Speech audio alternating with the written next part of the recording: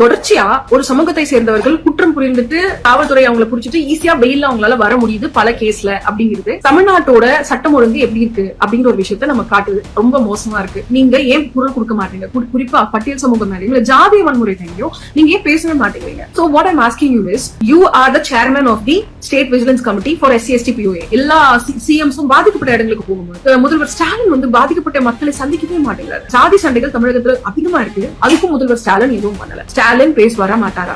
ஏற்கனவே ஒரு திமுக சேர்ந்த நிர்வாகி கிருஷ்ணகிரி கிட்ட ஒரு 2 வயசு குழந்தை வந்து ரேப் அண்ட் மர்டர் பண்ணது. அந்த நியூஸே வந்து 75 நாள் கழிச்சு தான் வெளியே வந்துச்சு. 75 நாள் கழிச்சு தான் அவர் அரெஸ்ட் பண்ணாங்க. அதுக்கும் ஸ்டாலின் பேசல.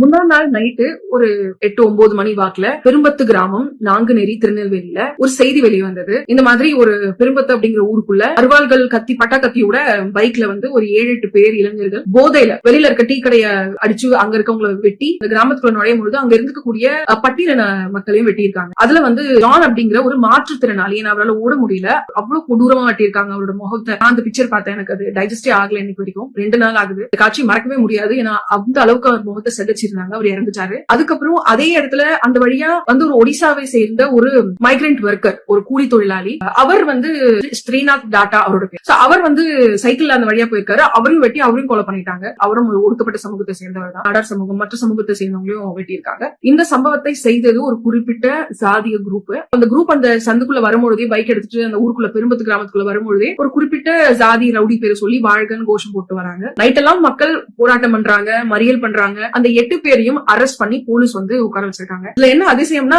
தப்பு பண்ணவங்கள அரெஸ்ட் பண்ணிருக்காங்க, குண்டா போட்டிருக்காங்க. அது எனக்கு புரியல. ஏன்னா தப்பு பண்ணவனே பயப்படாம முகமூடி இல்லாம தான் போய் கொலை பண்ணிட்டான். ஆனா குண்டா போட்டு அவங்களை பாதுகாப்பா உட்கார வச்சிருக்காங்க. அதுல 2 பேரு கல்யாணி அண்ட் சுபாஷ். இவங்க 2 பேருமே வந்து ஆல்ரெடி நாங்குநேரியில 2-3 வருஷம் முன்னாடி சின்னதுரை அப்படிங்கிற ஒரு பட்டியலின மாணவன், அந்த மாணவன் நல்லா படிச்சான்னு சொல்லி அவனை வந்து வீட்டுல வெட்டி, அவன் சகோதரியை வெட்டி, அவன் தாத்தா ஹார்ட் அட்டாக்ல இருந்து இந்த மாதிரி விஷயம் நடந்தது. அதுல சம்பந்தப்பட்டவங்க அவங்க 2 பேரு. அவங்க மேல SC/ST POA வழக்கு போடப்பட்டது. அது non bailable most of the times.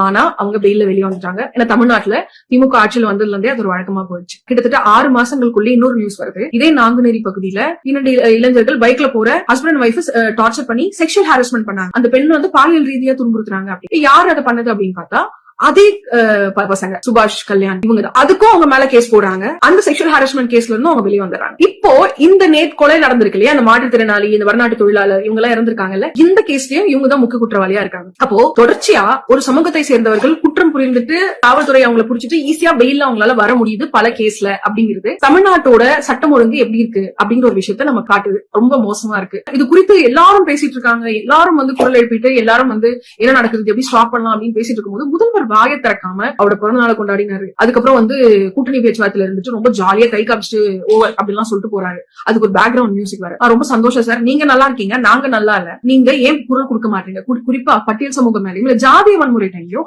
நீங்க ஏன் பேசவே மாட்டேங்கிறீங்க? So what I'm asking you is, you are the chairman of the State Vigilance Committee for SC/ST POA. அதாவது நான் ஏன் முதல்வர் ஸ்டாலினை கேட்கிறேன் அப்படின்னா, மாநிலத்தில் முதல்வர் மட்டுமல்ல, இந்த மாநிலத்தின் விழிக்கண் இருக்கு. SC/ST POA வன்கொடுமை சட்டம் விழிக்கண் கூட்டம் இருக்கு. அதோட கூட்டமைப்புக்கு அவர் தான் தலைவர். அவர் இதை தடுத்திருக்கணும், அவர் இதை கொடுத்து பேசிருக்கணும், அவர் அந்த இடத்துக்கு போயிருக்கணும். ஆனா இது வரைக்கும் அவர் நாங்குநேரிக்கு போகவே இல்லை. முதல்வர் பாத்தீங்கன்னா அதிகமா ஷூட்டிங் பண்றாரு, அதிகமா PR பண்றாரு, அதிகமான ஃபங்க்ஷன்ல கலந்துக்கிறாரு. ஆனா பாதிக்கப்படக்கூடிய இடத்துல போல. நான் இவ்வளவு வருஷமா எனக்கு 42 வயது ஆகுது. நான் இவ்வளவு நாள் ஓட்டு போட்டுட்டு இருக்கேன். திமுக தான் ஓட்டு போட்டேன், இனிமே போட மாட்டேன். ஆனா என்னன்னா, இவ்வளவு வருஷங்கள்ல வந்து எல்லா சிஎம்ஸும் பாதிக்கப்பட்ட இடங்களுக்கு போகும்போது முதல்வர் ஸ்டாலின் வந்து பாதிக்கப்பட்ட மக்களை சந்திக்கவே மாட்டேங்கிறாரு. சாதி சண்டைகள் தமிழகத்துல அதிகமா இருக்கு. அதுக்கும் முதல்வர் ஸ்டாலின் எதுவும் பண்ணல. அந்த சுபாஷ், கல்யாண் இவங்க யாருன்னா நாங்குநேரியில் இருக்கக்கூடிய திமுக பிரமுகரின் சொந்தக்காரங்க. அந்த ஒரு விஷயம் தான் அவங்களை காப்பாத்திட்டு வருது. ஸ்டாலின் பேச மாட்டாரா?